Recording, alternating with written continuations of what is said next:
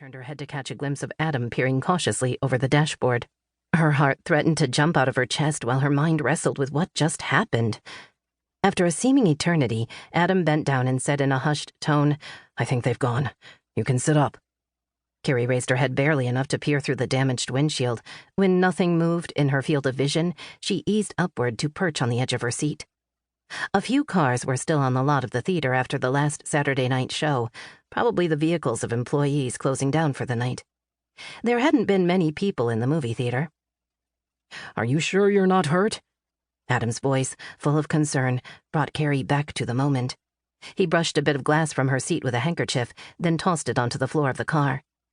Carrie unfolded from her crouched position and eased farther onto the seat. "Scared is all," she said. "You okay?" "Not a scratch." He reached across to hug her, and she turned to find shelter in his arms. They stayed that way for a long moment, and the trembling inside her slowly eased. What was that about?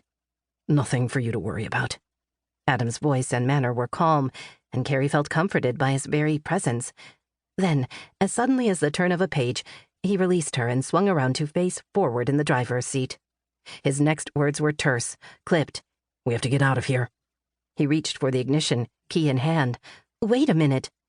Carrie pulled her cell phone from her purse and held it out to him. "We can't leave. We need to call 911.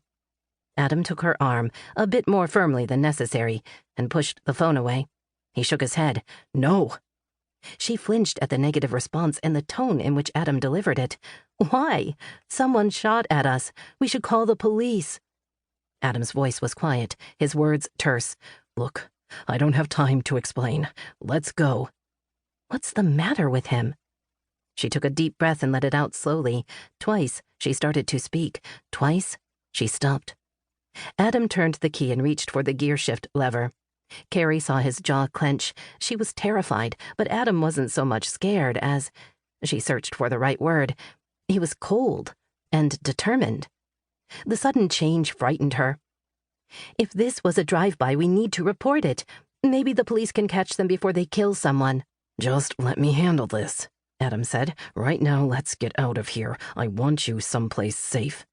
Although Adam's voice was low, there was an intensity to his words that Carrie had never heard before. "You have to trust me," he said. "There are things you don't know, things that make it dangerous for me to deal with the police right now." He pointed to her seatbelt. "Buckle up and let's leave. I'll explain soon." Carrie wanted to argue, but she could see it was no use. She put away her phone and fastened her seatbelt. The lights on the theater marquee went out. In the distance, a siren sounded, faint at first, but growing louder. "We're out of here," Adam said. He put the car in gear and eased out of the parking lot, peering through the starred windshield to navigate the dark streets. Carrie studied Adam as he drove. Most men would be shaking after such a close encounter with death, but he wasn't. Why would that be? Was he used to being shot at? She shook her head. That was plain silly. She thought she knew him. After all, they were engaged. Carrie glanced at him again. Maybe she didn't know Adam as well as she'd thought. That scared her even more than what they'd just experienced. They rode in silence for a few moments, and during that time, Carrie recreated the shooting in her mind. Then something clicked, something she hadn't realized until then. She turned to Adam. "You pushed me down before the shots were fired. You didn't react to the shots. You knew they were coming." Adam glanced at her but didn't respond. Carrie thought about it once more. "I'm sure of it. You shoved me below the dashboard, then I heard 3 shots. How did you know what was about to happen?" He continued to peer into the night. "I was backed into the parking space, so I had a good view of the cars moving down the aisle in front of us. A black SUV pulled even with us, and the barrel of a pistol came out the driver's side window. That was when I pushed you down." "Lucky you saw it." Adam shook his head. "Luck had nothing to do with it. I'm always watching." His response made her shiver. She hugged herself and sat silent for the balance of the trip. When they slowed for the turn into Carrie's driveway, Adam said, "Is there room in your garage for my car?" "I suppose so. Why?" "I don't want to leave it at the curb or in the driveway where someone can see it. Open the garage and let me pull in. We'll talk once we're safely in your house." Carrie found the garage remote on her key ring and raised the door. When they were inside the house, with the garage door closed, she took a seat on the living room sofa. Adam went through the small house.